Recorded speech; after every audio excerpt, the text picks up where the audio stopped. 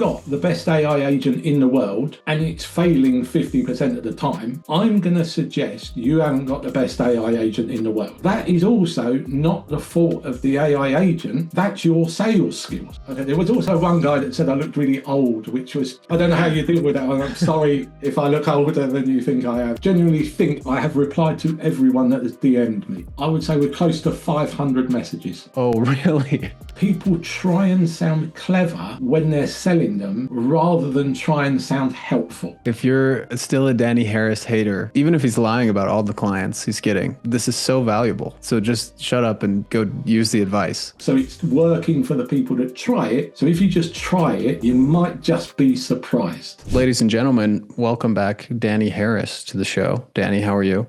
I'm great, thank you. How are you? It's been a bit of a whirlwind of a week ever since that video went out. I think there's been it's opened a few eyes, I think. How many DMs have you gotten? I've just literally, as you said that, there's another one coming. It hasn't stopped. Oh, that was someone I have replied to, and I genuinely think I have replied to everyone that has DM'd me. Yeah. Personally, I don't have an agent on my personal account or anything like that. So a few dozen, let's say, have reached out. I would say we're close to 500 messages.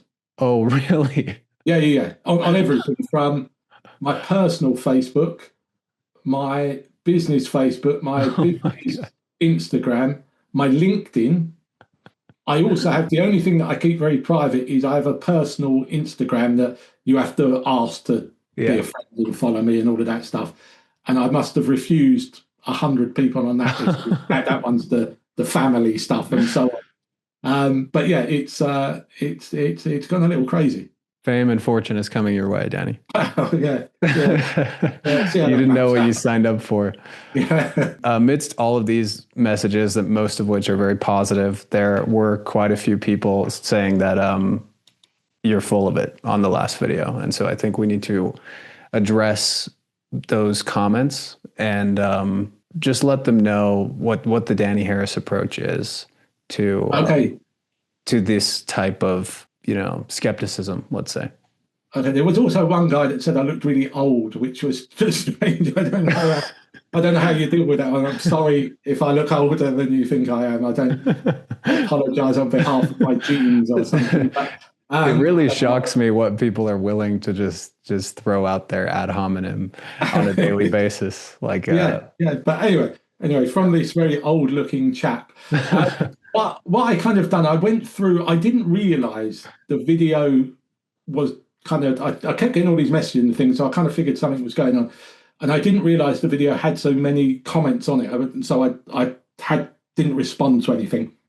And you messaged me and said, there's been a few comments, and I was like, well, there's been a few comments, and I didn't realise the video had sort of had as much traction as it did.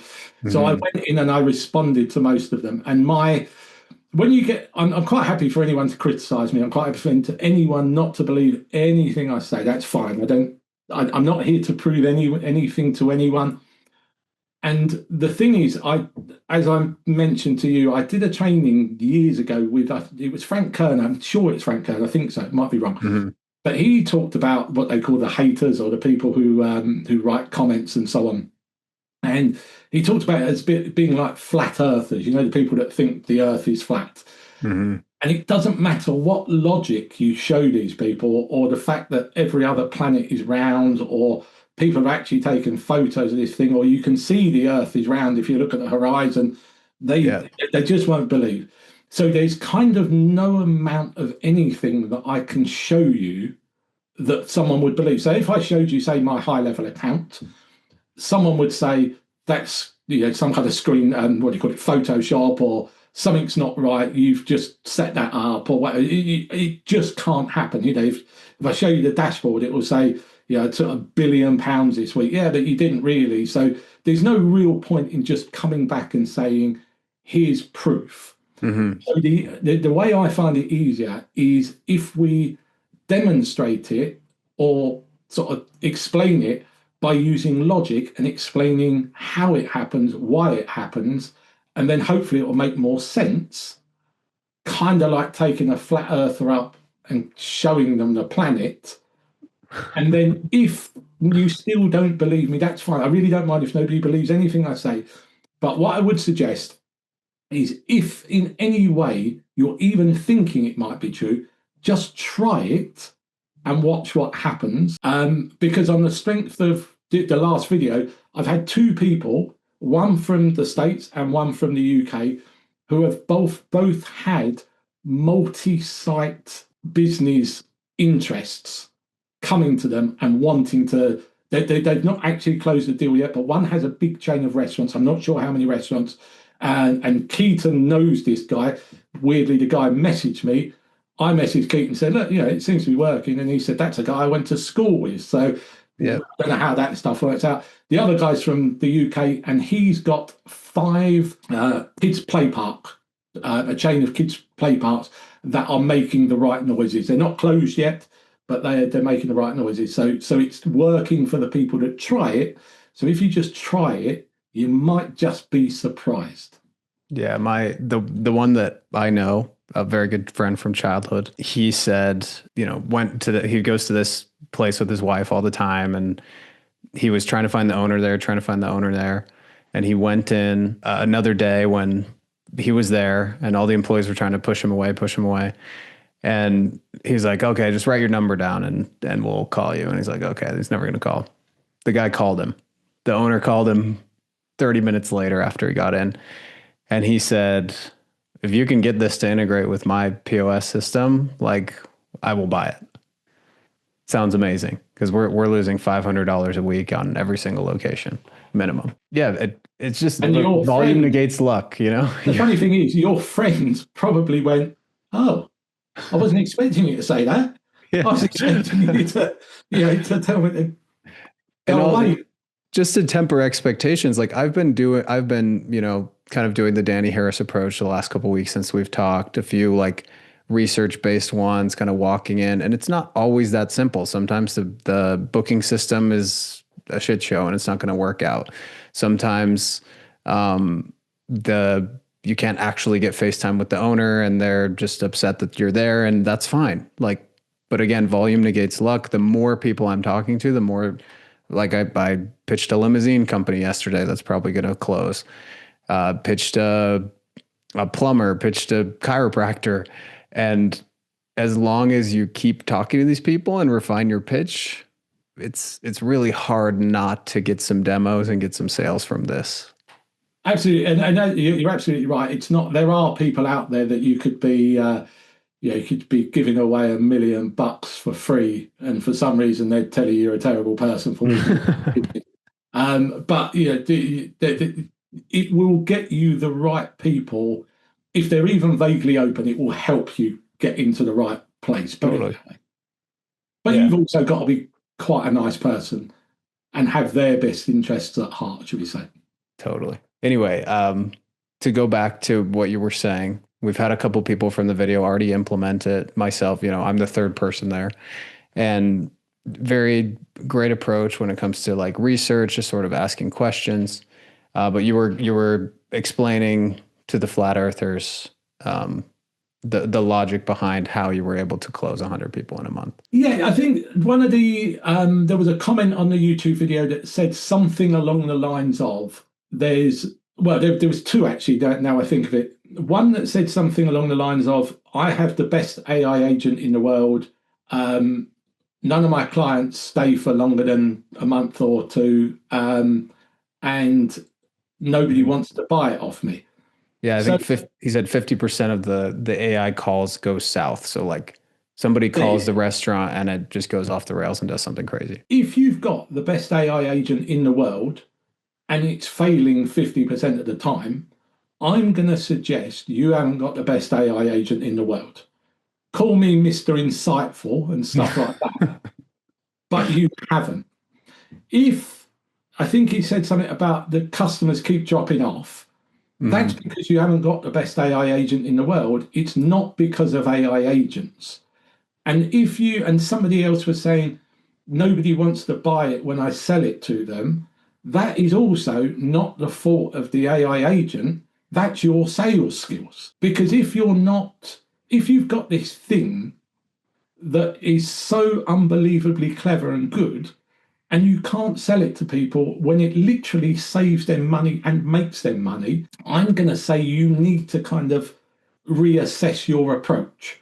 And one of the things that probably the biggest thing that people say it goes wrong with people is because you're selling something techie, people think I have to talk to people in a techie way. And the business owners, if you're a tech person, your first language is tech. If you're talking to a plumber, that's like their 12 millionth language. Their first language is plumbing stuff. So you need to kind of move it away from tech into what they understand. Yeah. And Russell Brunson has a great saying. He says, whenever you're explaining something, you use the phrase, it's kind of like this. Yeah. A kind of like So, bridge. exactly. So you make it in a language that they understand. And I think also with the AI agents, people, because they're very clever, people try and sound clever when they're selling them rather than try and sound helpful.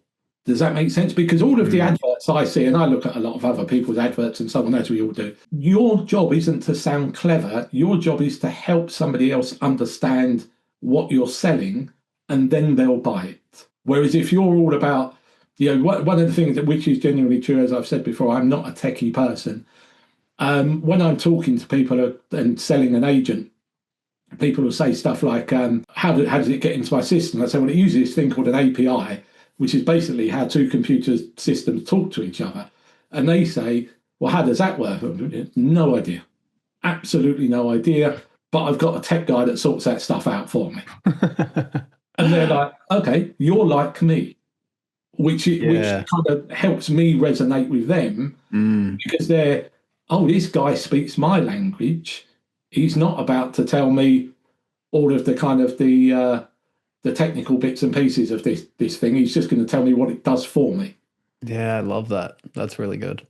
Does that make sense? But there's a chap called Brian Tracy, who I think a lot of people would have heard of. I think he was something to do with The Secret, the book. And he was kind of big like personal development speaker. Yeah, an early times Tony Robbins, should we say. Yeah. And a lot of his videos are black and white. That's how long ago Brian Tracy was around, or I think still is. And he has a thing that says, when you're selling something to somebody, if you were selling, for example, a holiday, you don't sell the plane that the person's going on the holiday to. You sell the beach and the cocktails and the swimming pool and the sunshine and whatever else. Whereas what people do, especially with tech stuff like AI agents, they're telling you about how they're going to get their solution, not about what life's going to be like when they've got the solution. Yeah. That makes sense. Like, nobody cares what the AI system does. They care, I won't have to worry about answering the phone anymore. I won't have to pay the staff anymore. I won't miss all these sales that I'm missing every day because nobody's answering the phone. That's the destination. Whereas the plane is, we do agents that have got this system and that system and it can do this. Nobody cares. They just want to know, this is where I am now, this is where you're going to take me to. Yeah. And sell the outcome. A quick hack, if you're not exactly sure how to paint that, or you don't know, we don't always know what the business owner is looking for on their vacation. Some people like different things about it. So when you do the demo, just ask them. They're like, oh, that was cool. Really? Tell me more about that. What did you like? And the minute I asked that, they're like, well, it sounded really human, which I'm always surprised by because I don't think it sounds very human. I really like that it would be able to do this, this, and this for me while I'm working. So if I'm driving the car in the limousine company, for example, and I can't pick up while I'm driving, I really like that it will answer for me. And so now you can capitalize on the parts of the vacation that they've raised their hand and told you this is amazing. Yeah, absolutely. And I think we're going back to what your original question was, because I kind of went slightly off of there.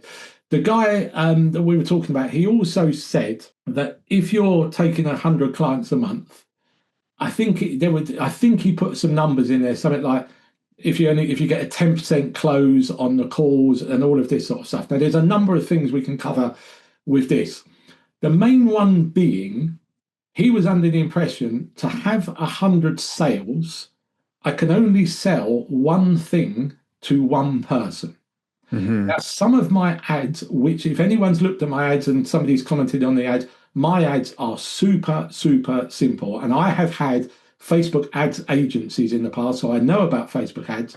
They are not complicated anymore. The Hmm. more simple your ads are, the better they perform. And my ads literally say something along the lines of, are you a multi-site restaurant owner? Then there's a tiny bit of copy. Then it goes to a very simple VSL page with a book a call, a calendar call booking thing. So what we're doing initially is we're getting the right people onto the VSL. So multi-site operators. So that way, as your friend done with, he's got the 5 restaurant chain. Oh no, I don't know how many restaurants are in that chain, but he's got, let's say there's 5. Hmm. One conversation, he's got 5 customers, and I think he's only had one conversation. Yeah. So if he has another conversation with someone who has 10 restaurants, I've got a chain of pub restaurants in London that have got 36 locations. As it happens, I only look after 32 of them because 4 of them are actually inside sports grounds and whatever, but it doesn't matter why.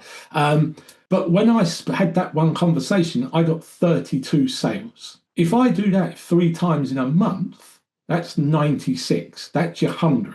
So if you focus on going after people who have got multi-site locations or multiple businesses or something like that, you don't have to have these massive volumes of calls that everybody seems to think you have to have. Does that Yeah. kind of make sense?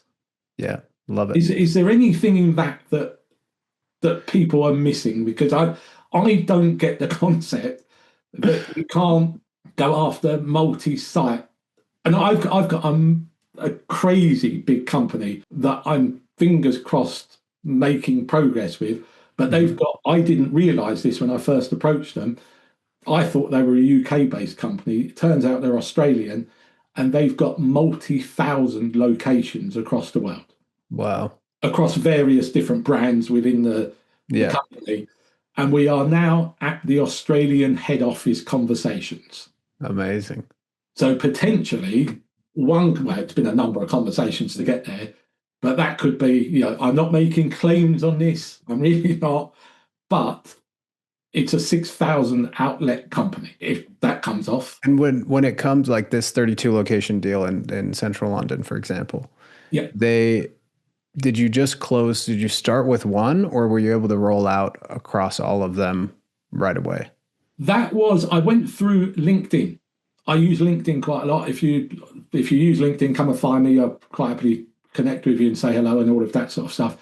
And all I do on LinkedIn is I type in, sometimes I type into ChatGPT, tell me the names of some multi-location restaurant chains in the UK, whatever it happens to be. And initially the big ones come up, all of the kind of the global brands and so on. But then you start seeing information about smaller companies. So I go to LinkedIn, I search that company, and a number of their employees will start to appear.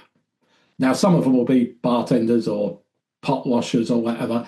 Others will be the regional manager or the managing director. And I just add all of those people. Some of them, or connect with, send a connection request, as they Sure. call it on LinkedIn. If some of those people will respond, some of them will completely ignore you, but you will slowly start to build up a big following of people who are in that similar niche. Because once you've got one multi-location restaurant chain, you'll find more multi-location restaurant chain employees. Mm. Yeah. And Yeah. then you just go after those people. And in the case, I've got a group that I was looking at this morning, and they're across the central south part of the UK. They've got, I think it's 16 pubs, all on riversides. Mm. That's their thing. They have pubs by the real traditional English. It's like an English postcard, all of their pubs. I've got through to a few people there. I've got the contact information of a few people there. My next approach will be I will call one of the pubs, having done a bit of study about it, and I will say something along the lines of, I was in there last weekend when I came to visit with my family. And they'll say, oh, fantastic. How was it? And you do whatever. Great. One thing I noticed though, the phone rings a lot when you're in there, and that's the opening of the conversation. And then once I've got somebody in that location at least kind of slightly bought in, if you're an employee and you can tell your boss something amazing, which is going to make you look great, you're going to tell them. So it doesn't matter really who you talk to, ideally the general manager or someone.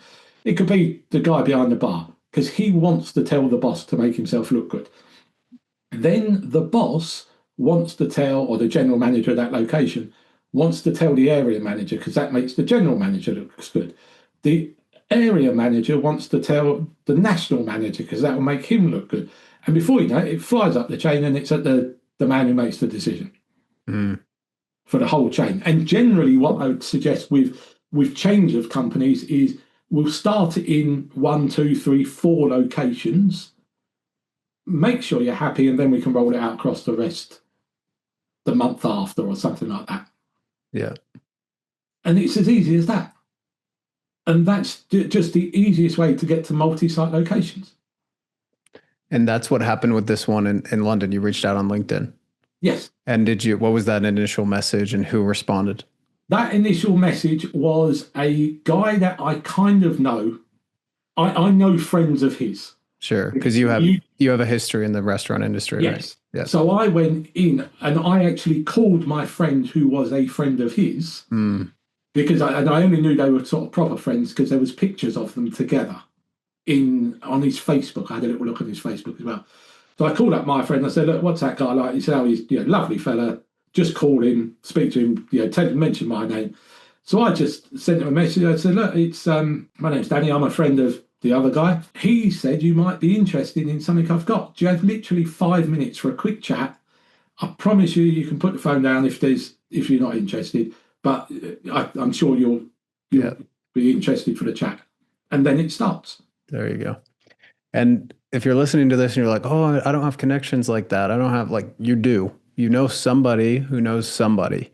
And that's a great way to start. Like, hey, I know that you know this business owner, like I have something that can help them. Do you mind connecting me? Great way to start. Even if you don't know anyone, which you do, but even if for some way you can't possibly think of anyone, look around your local town or city, wherever you happen to live.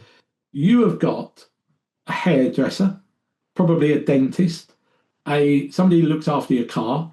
I've got one of my clients is a guy that cleans my carpets. Yeah, or has cleaned my carpets in the past. You've probably got, I've got a dog walker and a vet. I've got you have a dog walker. Yeah. Someone walks my dog for me. Oh, sorry. I thought you meant you had them on AI agents. No, I was like, that's it. But I have got a dog daycare center who has an AI agent.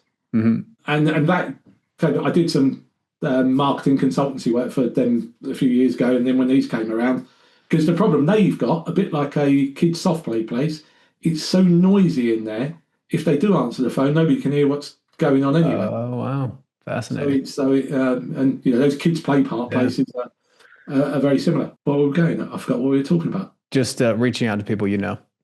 Oh yeah. If you don't know them, you are a patron of their business. Yes, or you can even say, and was it? I don't know if I was talking to you. I think I've had loads of conversations today, so I don't know which conversation. Danny hasn't slept this week. Yes, I know. He's like, my eyes are going red and I'm starting to look really old. Guy on YouTube. I thought I'd fulfill your wish.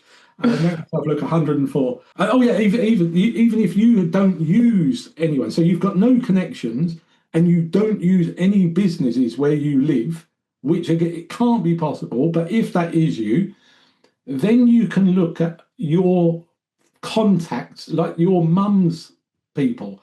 Sure. My mum has some problems with her feet, and obviously, being as I look as old as I do, my mum's a bit older than me, believe it or not. And she goes to this kind of senior foot place where she gets her feet done. So I spoke to those guys and I said, My mum comes and has her feet done there every now and then. Do you ever have problems answering the phone? And they said, yes, we do. And we're in a bit of a conversation. They are also, they are it's not really it's kind of a business, I guess. I'm not really sure how to word it, but it's kind of a national thing in the UK that we have called Age Concern. And they do all sorts of things to help older people do all sorts of different bits and pieces. But they are franchises. So I don't quite know how the finance all works. But they're interested in my mum's one. But basically, they have one in virtually every town in the UK. So potentially, that could be. I've not looked into how many there were. In all honesty, that was one that I was calling. And the first few calls you make, expect them to be bad. It's not life or death whether any call goes through or gets you anywhere. And that one, I thought, well, who can I call? And I thought, well, I'll phone them and just, half of it was messing about. And I said, oh, hi, my mum does your feet, or my mum gets her feet done by you, and so on. Oh, okay, yeah. And before I know it, I'm in a conversation. I was like, I wasn't expecting to be here. I was expecting this to be, I was in a rude response, or they would say, senior people aren't going to talk to an AI agent, or whatever they were going to say. Yeah. I wasn't expecting it to go well. Yeah, it's always the people you least expect. Absolutely. And strangely enough, genuinely true, this week, I've had a few people from the video book themselves onto a calendar call with me just because they think my calendar might look better than other calendars. I don't know. It's just a calendar. Yeah. But one guy booked, and I saw, and his website was he was a solar panel company that fits solar panels and so on. And I was like, oh, this is one of your lot again. I'll just sort of delete him. But I caught him the moment that, because I have a text message comes on my phone when the calendar's booked. And I thought, I'll phone him right now. And half of me was phoning to say, what were you expecting to see out of my calendar? It's just a calendar. Just leave me alone. So I said, I've seen you got a solar panel company and you've just booked a call about a restaurant demo. I guess you were just having a nose from the YouTube video. So I don't use YouTube. And said, wow. And he said, I saw your AI agents. I thought they were brilliant. Can you do it for solar panels? So I've got a call with him tomorrow selling solar panels. Or he's a like a lead gen guy and he sells the leads and all of that sort of stuff. Yeah. Whereas I was phoning up more or less to have an argument with him about stuff. But you just don't know which people are going to convert. It's crazy. Yeah. And often the ones that you think are dead certs, a waste of time. Yeah, so true. One other little hack that I did this week, if you go into the business and the owner's not there and you just kind of get nowhere, they're like, no, I can't give you the number, like go away. The employees are standoffish. Take a picture outside, like a selfie outside the office and send it to them on LinkedIn. Or if the employee's nice, take a picture with the employee and send, I did that. It was a gym and the coach was there. She was super kind. And I was like, hey, do you mind if we take a picture? And then she'll just know that I'm not some random. Perfect intro. I'm going to steal that. Okay. Let me know how it goes. I'll give you two or one little hack, or two little hacks whilst we're here in a similar kind of vein. The guy who I've been helping out, who's got the chain of 5 soft play places, I was talking to him and he has a sales background, so he's much more trained at selling than I am. I'm really not trained. I've just sort of picked it up as I've gone along. And he was talking to somebody today and he was trying to get past the gatekeeper, the person that stops you actually getting to the right person. So I said, well, how do you start? And he says, oh, phone up. Can I speak to John Smith, please, if he's available? And well, okay, we'll change that, but okay. And then they say, where are you calling from? And he says his AI agent company or whatever. If you change that and make it loads more casual, there's a few things that happen. And the person who's the gatekeeper who's trying to stop you going through gets very confused and will put you through. And it goes like this. You say, can I speak to John? Not John Smith, not John, the managing director, just John. And if they've got a shortable name, if their name's Robert, so is Rob around? Yeah. They'll say, oh, okay, who's calling? You say, it's Danny. Where are you calling from, Danny? Kent. which is where I live. I live in a place called Kent. I love it. Now, what happens here, this is where it gets a bit psychologically a message in people's head. You have to stay quiet then, Yeah. because it will go quiet because they're thinking, bearing in mind this person probably isn't like an advanced business owner, Yeah. but they think business works like this. Mm. When someone calls, they have to ask for him by full name. They're not, so they must know them. Yeah. When I said, where you're calling from, they just, oh, what's your name? They just gave me their first name. They didn't say John Smith or whatever. They just said Danny. When I said, where are you calling from? He should have said to me the company name, but he just said the location. So either I'm being an idiot or he is. Yeah. It could be me because he sounded confident.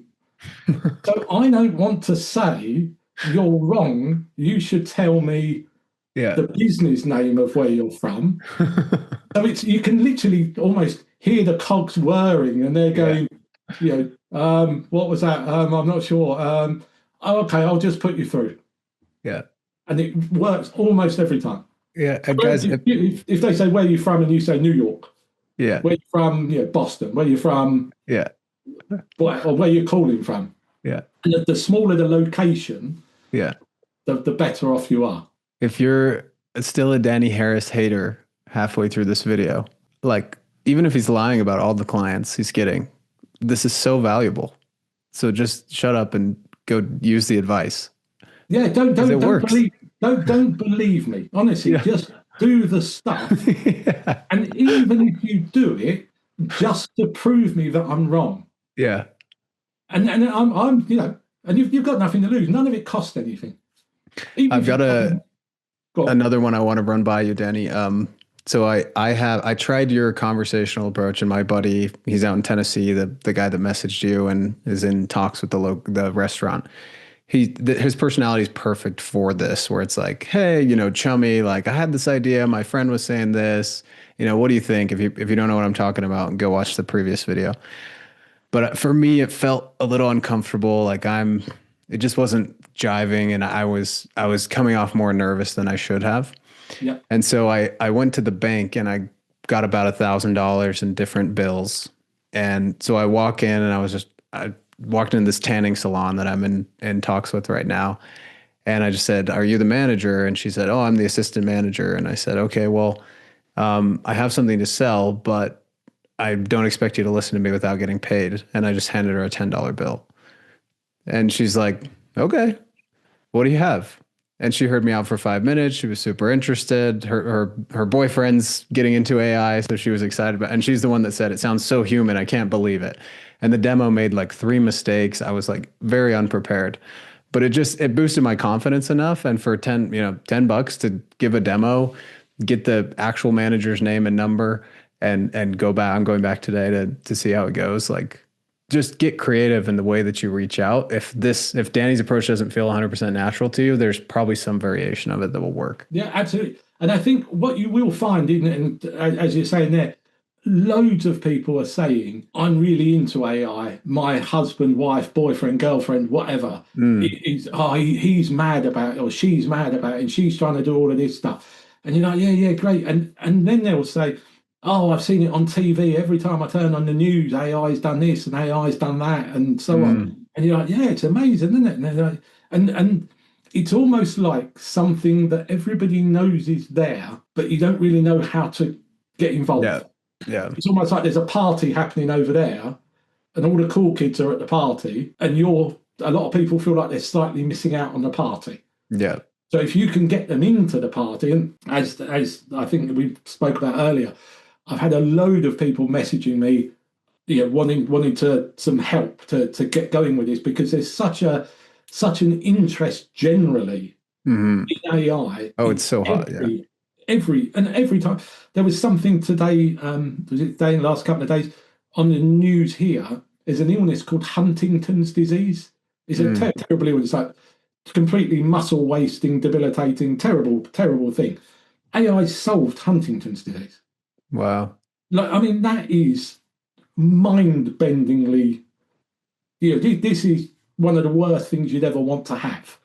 Mm-hmm. AI solved it in a handful of, well, how long's it been around? 2 years, is it really? Open AI has been around 2 years, give or take. So people are just, this is, and it's also an exciting thing to be involved with. It's not like, I always look at, say, something like websites. And if you go to somebody and you say, I could build you a new website, which people do need a new website every now and then, and I'm not knocking anyone who's a web designer. And you say, why should I get a new website? Well, it'll load faster and it'll look a bit better, but how much extra money am I really going to make off of this? Mm-hmm. No idea. It's all a bit speculative and so on. With these, you can literally say to somebody, you pay this much, you make this much back, because you've told me you're missing this many phone calls, that much sales and so on. So it's literally doing the job for you. Plus, it's exciting. Plus, it makes your business look more forward thinking. Yeah. Plus, your friends are probably looking at you like you're this really cool person now because you're up to date with all the cool kids and whatever else. It's just crazy. So let's go into like the comments that people were making where it's just like that they're not good enough. Some whatever company they're using for their phone system is just going to come out and offer it for $10 a month a few years from now, and you're going to get screwed over.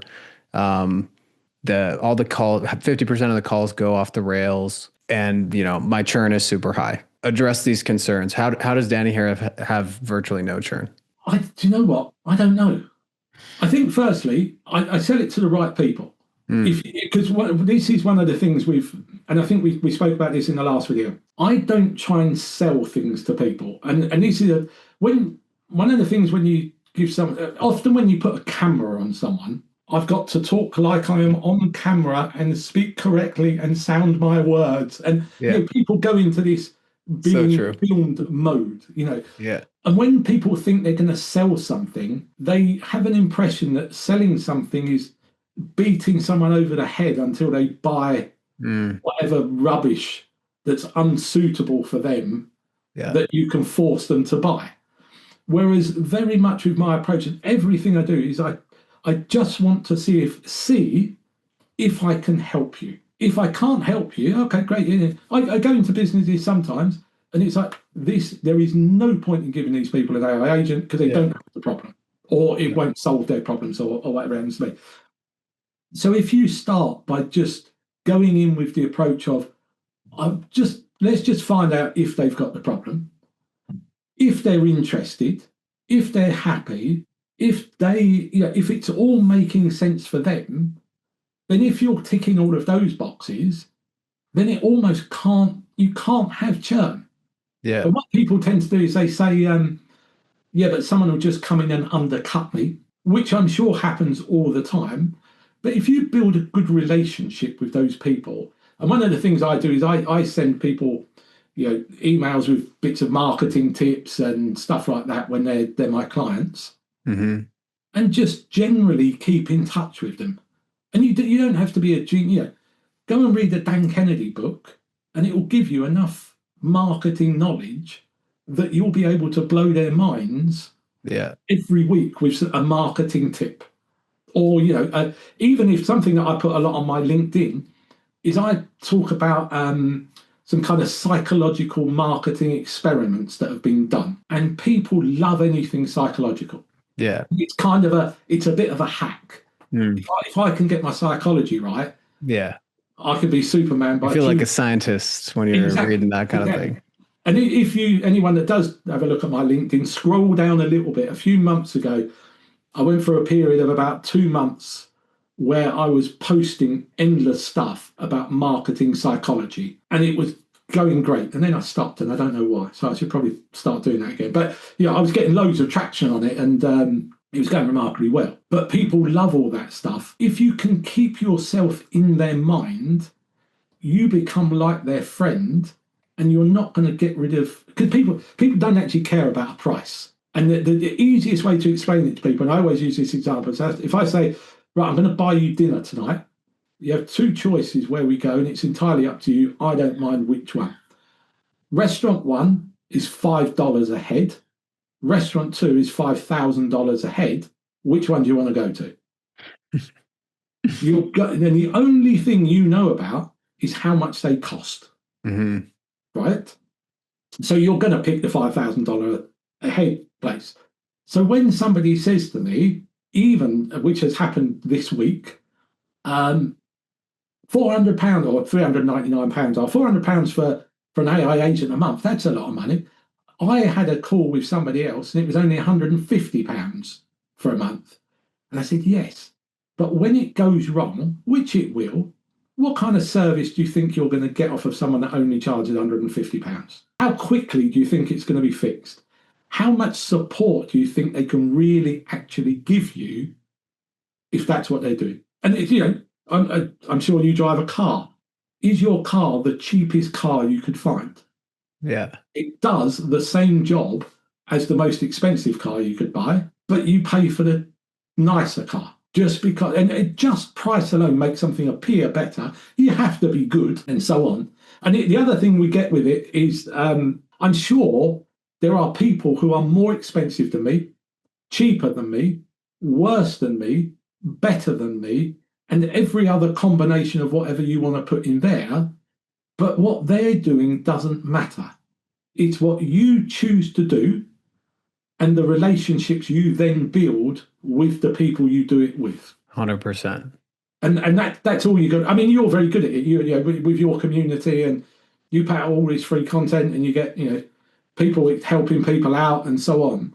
That's why you're seen as a nice guy, and you're doing it. And I'm sure you are. If you only said to people, "Give me a small amount of money, and I'll give you minimum in return," you wouldn't have the kind of the following you have and the persona you have around from people. Yeah, I love the when it goes wrong, and it will. Churn in any agency, any company, it all comes down to client selection. Like if you're bringing on broke people, they're going to be more likely to cancel. Yep. And it comes down to the service that you're providing. Is it actually working? And the third part is the expectations that you set. Expectations are sky high, price is sky high, and the person's broke. Like that's on you if they churn. Person's not broke. You set the expectations low, and they're pleasantly surprised when it goes well 90% of the time, and you fix stuff pretty quickly. It's probably a recipe for pretty good churn, pretty low churn. And there's the old saying: if you under promise and over deliver. Mm-hmm. And I sell AI agents to people, and then once they've paid, I then say, by the way, I'm also going to give you reviews AI for free after they've paid. Because that's like, well, hang on, why is he doing that? He's not even making any more money out of me now. Yeah. But, it doesn't cost anything to set up. And then sometimes a week or two later, I'll give them conversation AI as well. Then I'll give them the chat widget on the website. Uh-huh. And so before you know it, every week for 6 months, this guy just keeps giving me stuff. Yeah. And one of the things that's coming out right in the next week or two, I think, I'm sure this is the case because I've got it in my head that it is, so I might be wrong, but there's going to be the chat widget on your website is clickable and it will then be voice AI. Yeah. I mean, to me, that is Super like, cool. that is way, hang on, we've just gone up a step again. We've discovered fire again. Exactly. Yeah, now we've got blowtorches or something like that, whatever it happens to be. But that is, for me, I've been saying to people, if you sign up now, I'll give you that for free. And that's not even going to be available for most people till Christmas. And suddenly they're like, oh my God, this is like, not only is it the future, it's the future of the future. Yeah. Relationships is everything. And even find out the business owner's birthday, send them something for their birthday. Bunch of flowers, box of chocolates, Christmas. Send into the office a big hamper of chocolate. If you can send food, people love you. Whether it's donuts, chocolate, don't send them sandwiches, send them things that, the office are going to be fighting each other to get at, and they'll love you for it. And they'll all remember you. I had a client before, and they used to call me the chocolate guy, because a couple of times a year, I'd send them chocolates and things like that.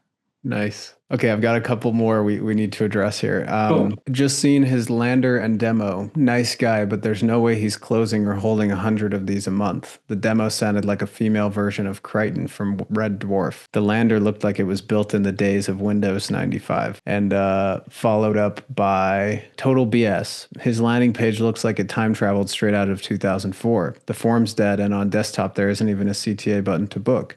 He didn't even know if he had ads running or not at the minute, but got 100 jobs all from ads. Okay, right. There's a few things in there. Firstly, my age jumped about 9 years in between the two comments, so I was doing well, which is probably why I ended up being very old to the other guy. Something that I learned, I've done I think I've bought everything Frank Kern's ever sold, going back to like 2012, something like that. I think he was around a bit before me, but since then, and Frank is a big advocate. And I'm a massive advocate of this. Frank calls them ugly landing pages. And he always has a land. If you click on anything from Frank Kern, the landing page will be rubbish. It just is a white blank thing. It says his copy's quite good, or very good, but it's just a landing page. With my stuff, I'm very much the same, because what people, especially techie people, think is they think the landing page is what sells the thing. And it's not, it's the information on the landing page. In case in my videos, and my videos go like this, I'm sitting probably in this chair in most of them. And all my landing pages, it's a VSL, and it literally says, I'm going to show you in the next 3 minutes how an AI agent could fix stuff for your restaurant. Words to that effect. I dial it as I'm saying those words on my phone, and it starts ringing. I turn the volume up on my phone and I say, can I book a table for 4 people, or can I take away some food, or whatever it happens to be? And then I say, and that, if you're interested in that, book yourself a call. Words to that effect. It's super, super short, super simple, because that bit is only there to pique the interest of the person to get to book the call, right? Now, if we're getting the right people onto the page, nobody, even now, if you look at this conversation, you're wearing a t-shirt and so on, and I'm wearing a hoodie.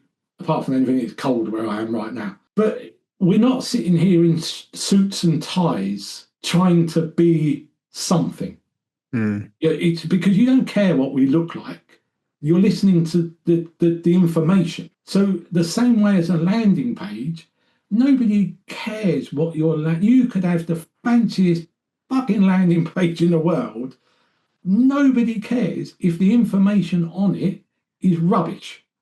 And what I have tested with my landing pages is I did do, I've tried a number of different lengths of videos. And one of the videos was the whole thing about creating the gap.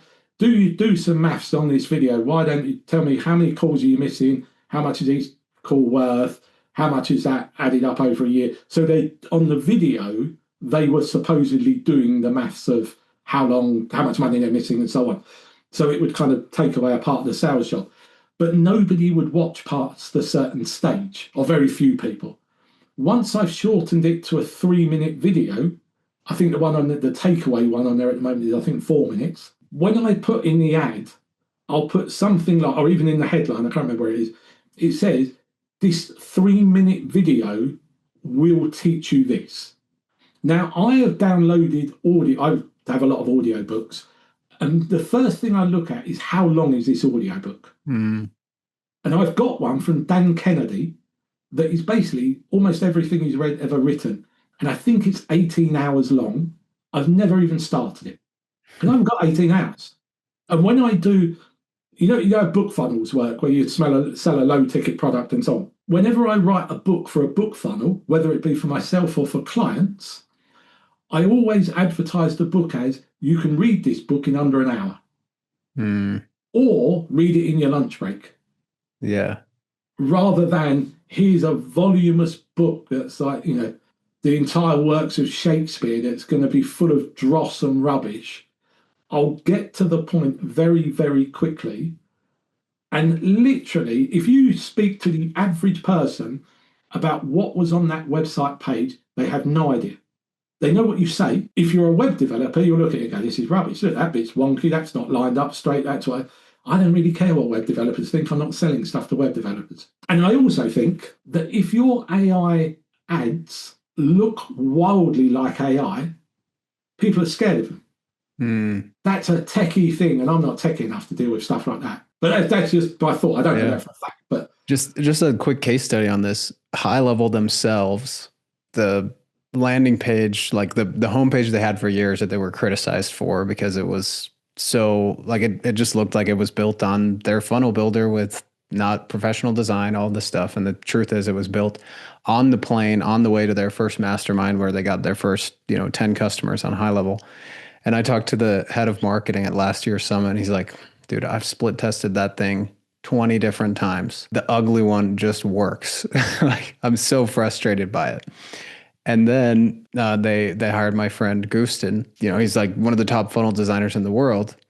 And all he did was make it a little bit prettier. Once, he literally went in and said, okay, I'll just make this design a little bit better, but all the copy was the same, all the pictures, everything was the same, but it looked like it was made by a professional designer, and that beat the conversion rate. But High Level is a multi-million dollar company, and they did it all from an ugly landing page, so you can do the same. Yeah. I mean, these are the things that I think in a lot of the comments that I've had from people since the video went out, so much of it is people will do anything but sell stuff. Now, all you need to sell an AI agent is you need to know what an AI agent does. You don't have to know everything. You just have to know the general gist of it. And you can go and have a conversation with someone. They'll say, yes, I'd like to book a demo. You say, let's do it for next week. And then you've got a week to get a demo agent built. You can do that. Mm-hmm. But what people tend to do is, I need to fine tune my website. It's the shade of green. If it was 2 shades lighter green, it might look slightly better with the blue over here. Oh, but no. If you drop the blue, it's like, honestly, it's. I mean, I'm not a visual person. Genuinely, I'm not good at visual things. Mm-hmm. Clearly, by my landing pages and my age, but it blows my mind that people will spend hours and hours and hours doing things that literally nobody cares about because they think it makes them look better. When afterwards, if you ask anyone that goes through any funnel, if you send someone through my funnel and send someone with the same video and the same information, with the world's greatest funnel designer having designed it, the average person will not come out and go, oh, that one was amazing. Did you see the shade of green going across the top? And that over there, it represented the sun rising in Jupiter or whatever rubbish people come up with. Nobody cares. Same as logos. Nobody cares what your logo looks like. Stop spending weeks designing a logo. No one gives a shit. Like literally nobody. And I spend the time studying copywriting instead. Spend the time picking up the phone and talking to customers. Yes. Anything but that. That's a given. Well, you'd be surprised. It's a strange world out there. Yeah. And as far as the agent like malfunctioning, how do you handle those conversations? What do you go in and fix? And what happens when it does go wrong? When it goes wrong, and this is genuinely true with almost everything I do, I go to ChatGPT and say, this just happened, what should I do? And honestly, there's no secret. I'd love to have an amazing system or something to tell you, but that's what I do. And I copy and paste whatever I got from the dashboard or wherever it happens to be. And I say, this is happening. What's the situation? Sometimes I need to go on to high-level support. Rarely. I think I've done that once. Mm-hmm. But when the person says to you, what happens if it goes wrong? I have in my terms and conditions a little thing that says, we'll fix it as soon as we can.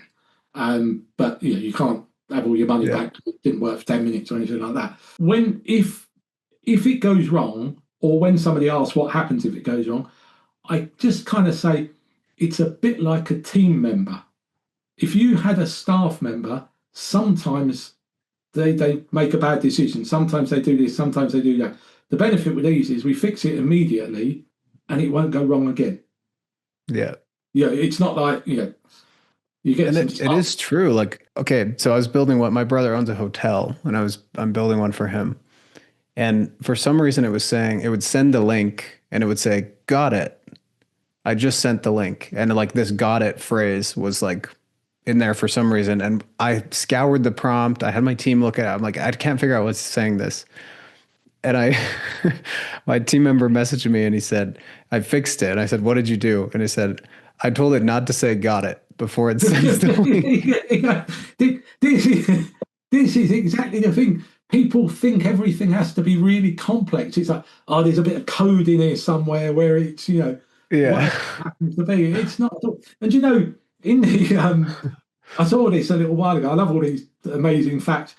I think it was in the space race when everyone was trying to get to the moon in the 60s or whatever. Mm. The US, what they call NASA, they had to create a pen that would work in zero gravity because to some level the Yes. ink falls down the pen and all the rest of it. Yeah. They couldn't work out how to do it. And they spent loads of money. It was Yeah. hundreds of thousands or millions of dollars, whatever it was, I loads of think it was money. a couple million. Yeah. The Russians used a pencil.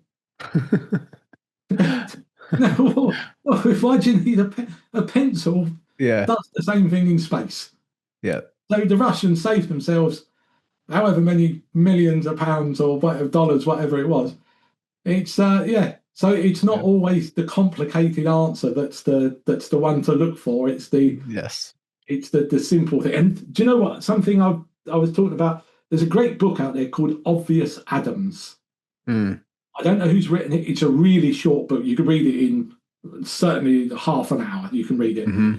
And it's just this story of this marketing guy who just looks at everything from the most obvious perspective. And that's kind of what I try to do with things. Yeah. When I read that, which is only a few weeks ago, I was like, yeah, that kind of sounds like me. He's sounded like the world champion at it or something, but Yeah. it's a very similar approach. It's just, why do we need a fancy landing page? It's the Danny Harris reality distortion field. If you've read I didn't come up with that one. Steve Jobs' biography, everyone around him said he had this reality distortion field where he'd be like, "This is the deadline." They'd be like, "It's impossible." He's like, he just put his distortion field and put it all around his team, and somehow they would accomplish it in the time. That comes with Steve Jobs was a problematic person in some ways, but Yeah. I love the idea of a reality distortion field. That's just the obvious atoms that just like let's not overcomplicate this. Yeah. And do you know what there is? I watch a lot of these kind of, as I say, psychological experiments and mindset things and so on. And there was a great study that somebody did. And this is great for when you're going into sales for the first time, because everyone goes in thinking everyone you talk to is going to be horrible to you. And when you go in, your subconscious mind will find whatever you're looking for. So if you expect people to be horrible to you, you will find ways to make that happen.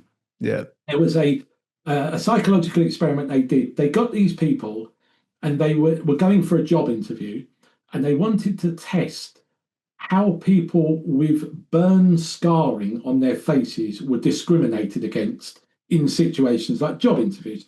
So they got these non-burnt people and they put kind of Hollywood style makeup on them, so they looked like they had burns on their faces when they went in for these interviews.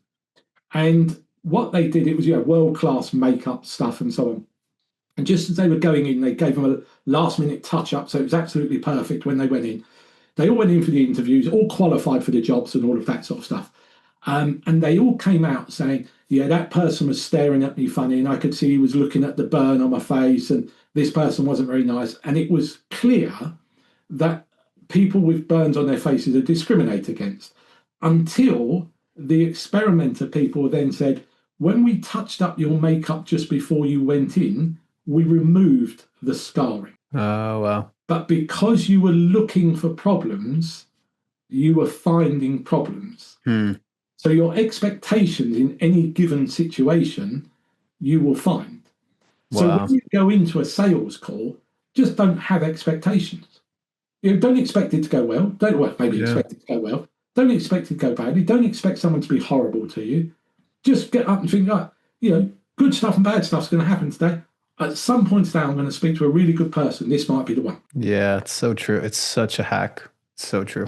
I did want to address this other comment. Can we learn more from this gentleman somewhere? Well, oddly enough, most of these messages that I've had have been along that kind of line. I've generally tried to respond to everyone. I don't have an agent on my personal Facebook or anything like that, so I've tried to respond to everyone. And everybody seems to want some more information. So what I've decided to do is I'm going to put together a comprehensive training on how to start, build, and sell AI agents, which will give you the ability to literally launch and start an AI agency for yourself from scratch within a couple of weeks. I'll teach you everything I know about how to find customers, not only how to prospect, but how to talk to them, how to do this the Danny Harris, Steve Jobs thing that I can't remember because the words were too long. And we'll build it all within high level. So you can use a high level account to do all of this stuff. What we will do within it is not only will you have all the training, I'll give you probably 10 agents for 10 different niches that are good to go. I would also, and this is the bit that's really important, it's not so much to giving you the stuff, I'll also show you how to very easily and quickly duplicate those agents into client agents, so they're ready to go for a client, so you can demo the client, plus how to duplicate them into other business sectors, or generally make those templates do just about everything for you.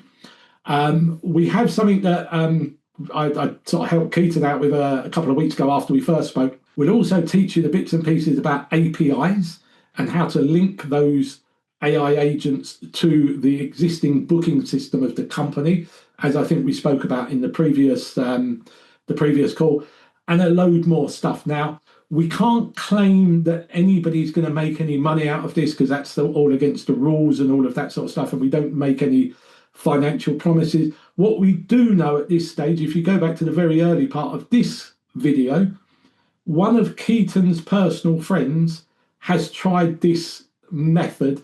I think he's only had one conversation. He's had three now. Three. Okay, he's had 3 conversations, and he's certainly got one multi-site restaurant chain interested. Now, I don't know how he did it. I don't know what he did, but it's worked for him. I've got a guy from the north of England who I'm going to try and get as a testimonial for me. I've been helping him out since, when did this first go out? I think it's only about a week ago, yeah. Yeah, a week ago. I spoke to him, I think, on Monday. We're now on Thursday. He's got a chain of 5 soft play, kids play centre places who are very keen. Plus, he's making great grounds in auto servicing companies. So we can't tell you we're doing anything, but the only 2 people we know, and Keaton has tried some stuff, 3 people we know have tried some stuff, they've all got results. So there is a chance that you might get some results too. But there is going to be some work involved. You are going to have to learn some stuff. You are possibly going to have to put yourself outside of your comfort zone by going into places. We will, of course, cover advertising and things like that. And I'm going to put that bundle together in the next couple of weeks. And I think that's what people kind of want, isn't it? Yeah. So you'll see a link below this video. It's probably just going to be some free resources. And then on the next page from there, you'll get the opportunity to sign up for that group, and all the details will be there. Yeah, I think what we'll do, we did speak, I'm going to, just to help everybody out, whether you want to get involved in the course or not, I will give everybody a free AI agent that you can literally plug into high level. You can do what you want with it, use it as much as you like. I'll also give you something that I've given to Keaton is I think it's a 4-stepped ChatGPT prompt that you can put into ChatGPT, and it will tell you step by step how to use an API to get that information from your agent into the booking system of your client. Doesn't really matter which booking system they use. If it's a complex booking system, it will tell you how to navigate those problems So you've literally got one agent ready to go. You can start demoing it today as soon as you download it, and then you're off and running. And if you have any, once you get a client, you can do the API stuff. Yeah, and the API prompt is really good. It's gets you the most up-to-date information. And I was on the call with the limo company yesterday, and I copy pasted it while I was chatting with them, and I was able to get an answer while we were on the call as to if we would be able to integrate. Not all of the details because I had to read it, but it works and it works well. So yeah, get involved in the link below. Certainly download it, the free stuff, if for nothing else other than you get a free agent, and the API prompting stuff. And then some of you might want to get involved in the main course as well, which will be exceptional. I'm really quite excited about sharing this. More than anything, I want to hear the results, and I'd like to come back and do a third video with some people and the results they're getting, because we'll have to do that. Very confident in what the results will be without making any claims. Yeah. And guys, if you're questioning Danny's intentions here at all, this poor guy just got a DM from me a couple weeks ago, and now he has 500 messages in his inbox, and he this all came out of left field for him. So he's just trying to help the people who want to help. If this upsets you, just click off and unsubscribe. Okay. If anyone wants to tell me in the comments that I look really young today, just fill the comments with, "Wow, Danny, you look not a day over 32." Look, fucking DMs everywhere.